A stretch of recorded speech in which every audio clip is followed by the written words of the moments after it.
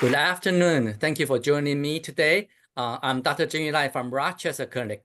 Today with me is the best physical therapist in Rochester, Minnesota, right in the Med City, and who is going to present with me at the Community of Wellness Symposium in Gala on April 17th. Okay, Chad, can you tell us about yourself?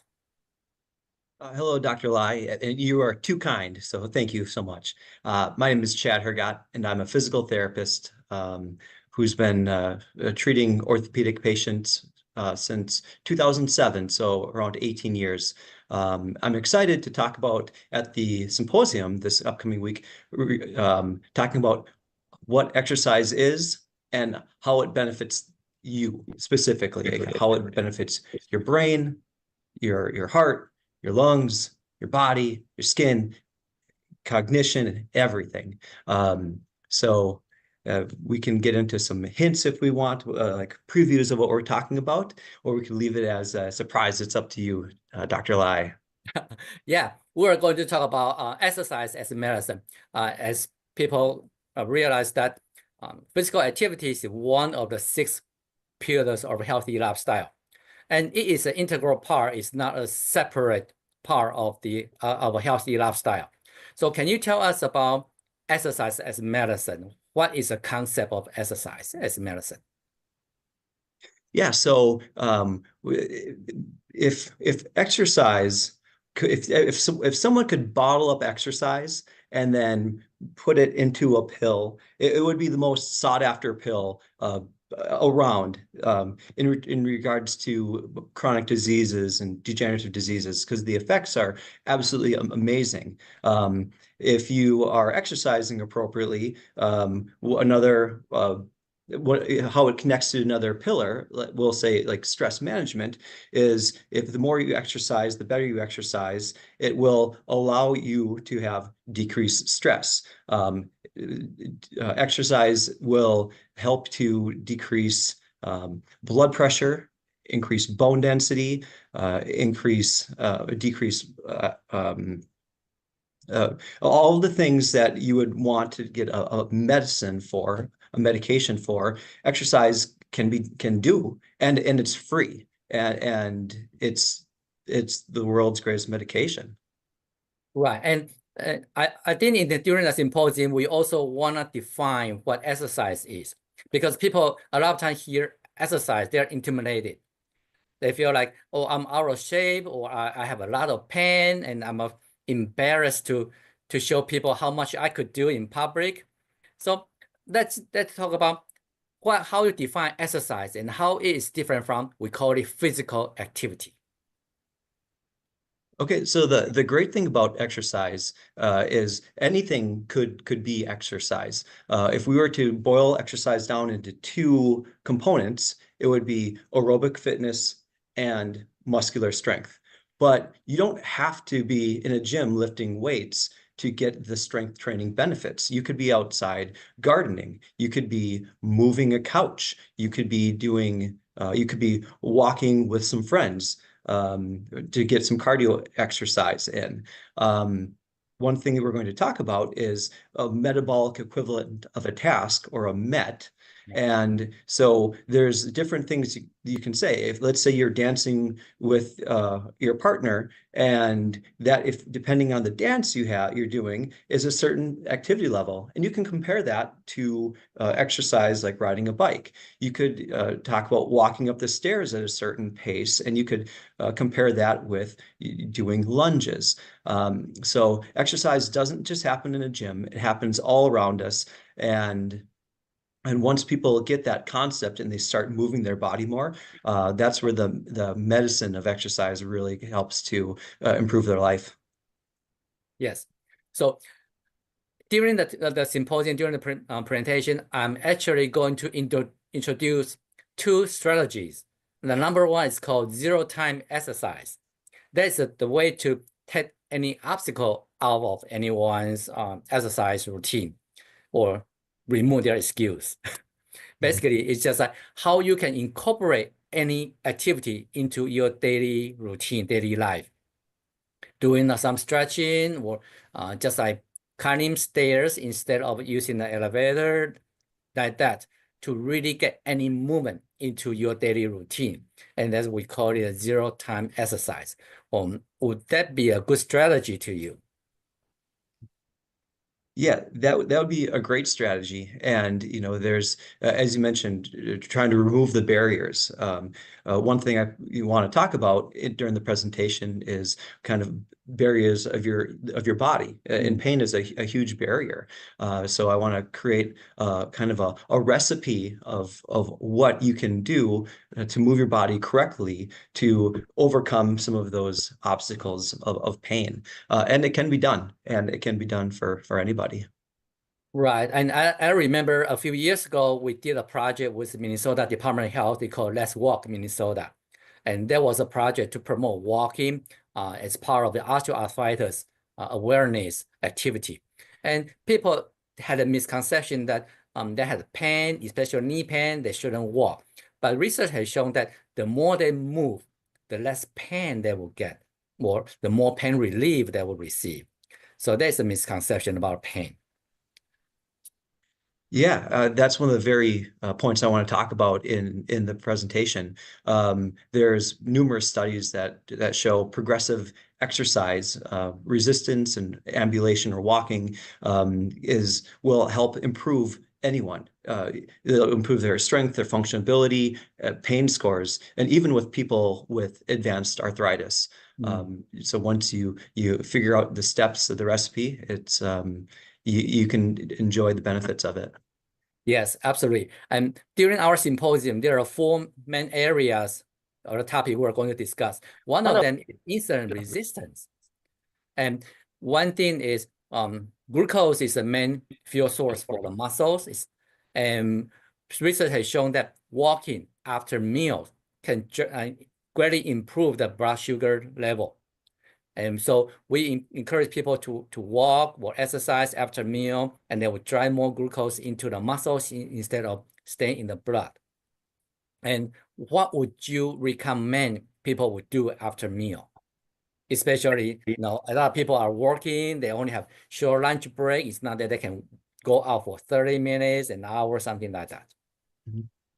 Yeah, I would say finding something that is enjoyable should be the number one thing. If you're not going to enjoy it, you're not going to do it consistently. So if it is going out and walking, if it's a nice day, it's not too rainy, not too snowy, that would be a great thing. But even just being active in your seat, practice some sit to stands. You could just move your body through its full range of motion, and then kind of lean against the desk, maybe do some push-ups. The opportunities are limitless. Exercise is free. You just need to know where to look. And something I catches my attention is stretching. I do believe that stretching is really the activity that people ignore or not aware of the importance of the stretching. So what would you recommend people to increase stretching in their daily life? Yeah, so I always tell people if I tell my patients that if everyone could move their body through their full range of motion and they could do so without some significant muscular tightness, I would have 50% less patients, 50% fewer patients walking through my door. Don't tell them. I'll tell them. But I'll tell you at the symposium coming up. But yeah, there's even in a chair, you can go through and just stretch pretty much all your major muscle groups in your upper body without even leaving the chair. You will have to stand up a little bit. In fact, people just should stand more. Our hip flexors get too tight when they sit, and that's a huge increases low back pain a lot. So yeah, even while you're listening to this lecture on YouTube, you could be doing some different stretches. You can grab one side of your body, rotate a little bit, make sure it's pain-free, go to the other side, grab the bottom of your chair, stretch, hold the stretches for about 35 seconds. Everything should be pain-free. So if it's creating pain, you'd want to go a little more lightly And if it is creating pain, move on to a different muscle group and then come back 30, 40 seconds later. Chances are it'll be less painful because you've gotten a little bit of blood returning to the muscle and a little bit of inhibition of the muscle tone, which is what stretching is great for. Yes, I remember 15 years ago when I first learned about the lifestyle medicine. One of the pioneers was Dr. Joe Furman. And I went to his presentation and he was talking about you don't need to go to the gym. Your body is a gym. So you can just use your body and use your own body weight. You can do just about any exercise at home. Then you don't need to have an excuse or not being able to go to the gym. Yeah. And anything that has mass could be a weight. It could be your luggage filled with some clothes. It could be a gallon of water. A gallon of water around 8 pounds. So it has, and that already comes with a handle, and you can easily adjust the weight in that.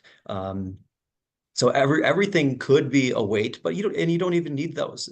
Just bearing weight through our joints helps our joints, it helps our muscles.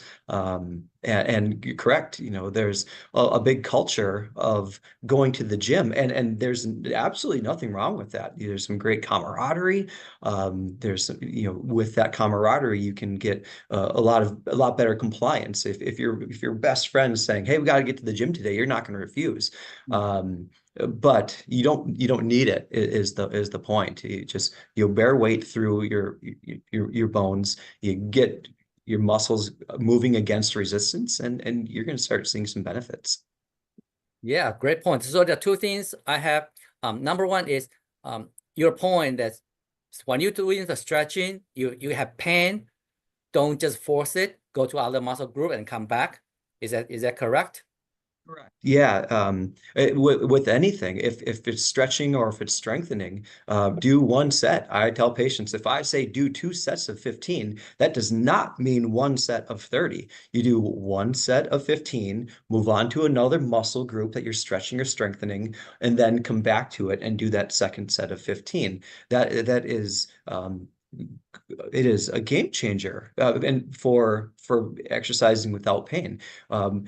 Exercise brings blood flow everywhere, to the brain, to the skin, to the muscles, and so you do a little bit, you reap the benefits of that blood flow, rest, move on to something else, come back to it, and that's how you're going to find some success. So not really going through the so-called no pain, no gain thing. Yeah, there might be some discomfort with exercise, but if you're having significant amounts of pain, that pain, no pain, no gain might be accurate, because if it's painful, you're not going to do it, and if you're not going to do it, there's no gains. So no pain, no gain. I don't fully subscribe to that. There will be some discomfort, but there's ways to mitigate against that. But then when you come back to it, it'll be a little better. And consistency. You come back to it the next 2 days from now or a week from now, you're going to see those incremental gains. Good. And then the second thing I want to touch is what you mentioned about muscle mass. So as I mentioned earlier, that muscle is the #1 tissue in the organ in the body that use glucose. So it really helps the maintain your diabetes management or prevent diabetes. So how do you build muscles? There's something called resistant training. Can you tell us about that? Yeah, so you actually build muscle. This is the secret thing is you build muscle by sitting on a couch.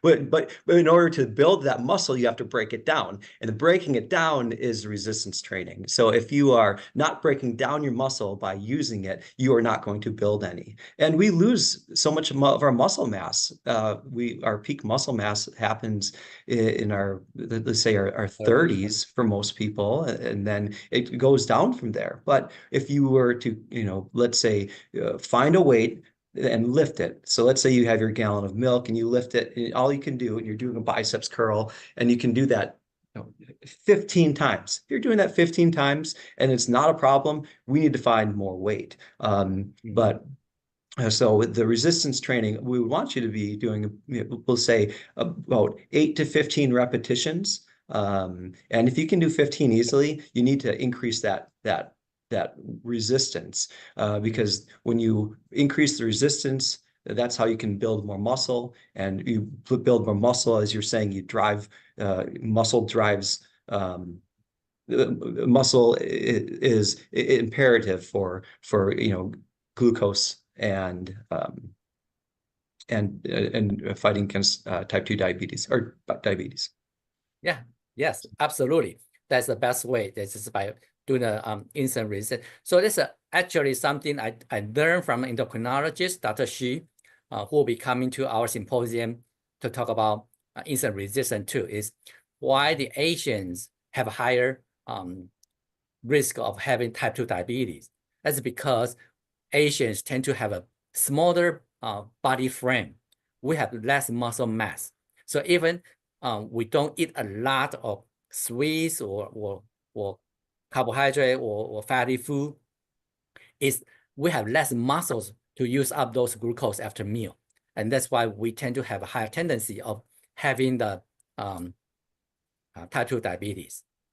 And if someone, do we need to have supplements to build muscles? I mean, it depends on who you ask, but in generally, no. In general, no. You can get everything that you need. You can get through your diet. Some people might have to work harder to get, let's say, protein, which is imperative. It's easier to get if you're consuming maybe animal products. But there's plenty of places where you can find protein, and I'm staring at the guy who's the best suited in this conversation to help us find it. Yeah, I do believe that you don't really need supplements to build your muscles, but you can see all sorts of supplements and supplemental drink with supplements inside, and I do think that will be a harmful effect because the body has something we call the nitrogen balance every day. If you don't use it, that will be secreted out of our body. But then they are really going through our kidneys. That means we're increasing the burden on our kidneys if we eat way too much protein than we need. And so we talk about, and at the beginning, you say there's two groups of exercise. One is cardio. What will be the best situation for people to do the cardio exercise? With cardio, what I would say, it just depends on your level of fitness. When we could talk about maybe a metabolic equivalent of a task, the nice thing about that is I could, if I'm walking at, well, let's say a certain miles per hour, I can, make that into I can equivalent that to a certain met. And so anything that gets your blood pressure up, your blood flowing through your body, anything that gets air moving in and out of your lungs is great exercise. So if you're a biker, if a bicyclist, get out there. If you like to kayak, canoe, just maybe row a little faster. Walk a little faster, just sit to stand out of your chair, that does build muscle strength. But if you use it as like an interval training, that will help you to get, push more air in and out of our lungs. And again, it just has to be sustainable. It has to be something that you enjoy, because if you don't enjoy it, you're not going to continue with it. So find something you enjoy. That's the bottom line. Yeah. Would you go into detail of explaining what interval training is? Yeah. So I won't touch on this as much on the presentation this year, but there would be interval training. Sometimes people might call it HIIT training or high intensity interval training. And basically what that is it's just moving your body. Let's say if you're going to go for a walk, You're going to walk at a certain self-selected pace that's really comfortable for you, something you can do, and maybe hold a conversation with a friend. If you're holding a conversation with a friend and you're not able to sing and dance, then that would be maybe a moderate intensity exercise if you feel your heart rate increasing, but you're still able to have a conversation like this. Like my heart rate is increasing right now, so even on this You're doing conversation. So great. yeah, so but if you're able to do that, then you would be considered like a moderate intensity. But then go for a period of time of a little higher intensity. So go for a walk, just speed up for 10, 15, 20 seconds to the point where, hey, maybe I'm not able to hold a great conversation, and just walk that speed for 10 seconds, 15 seconds, depending on your level of training, and then come back down. If you spend with the American Heart Association and the World Health Organization and American College of Sports Medicine, they all kind of agree on numbers, which we'll talk about at the presentation. But in general, the more you can get your activity level up, the less of the exercise that you have to do. So just keep in mind, if you're going to do more of a vigorous exercise, you only have to do maybe 30 minutes of it a week. If you're doing a moderate intensity exercise where you're going on a walk with a friend, you're getting your heart rate up, that might need closer to 150 minutes. And if you're doing interval training, just kind of somewhere in the middle. Yeah, I remember you could use any activity to turn into interval training. I remember I used to do that interval training with kettlebell. By swing at different speed and different. So it's in terms of the interval training.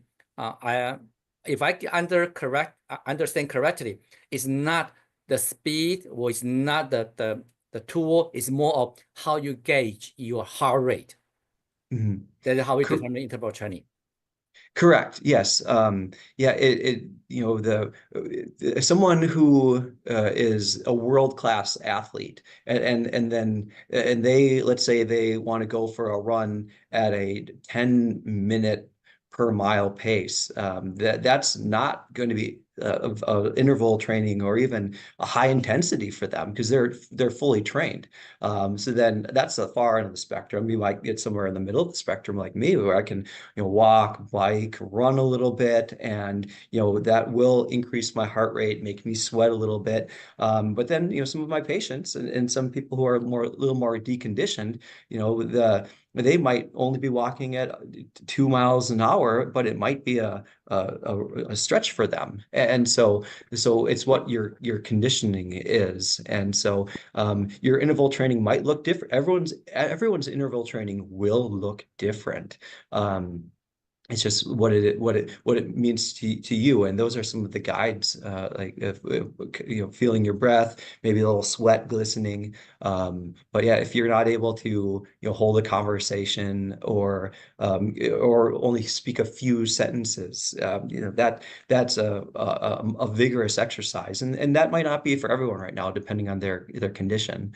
Let's say pulmonary or cardiac condition, but the really cool thing about exercise is as you get better at it, you can do more and more. Your heart will respond appropriately, your lungs will respond appropriately. And then what was easier for you, or what was hard for you a week ago, in a month or two, that might be just easy. And then it's time to push yourself a little more.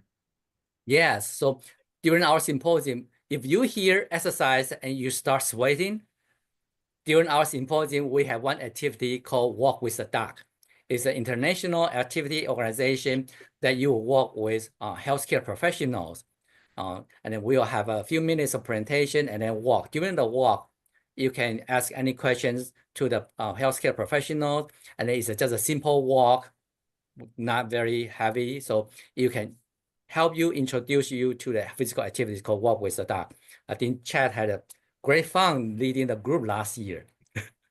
Yeah, yeah. Last year we did some interval training, and someone went off course maybe a little bit, and took their crew off course. But yeah, it was great. And the cameraman definitely got his interval training.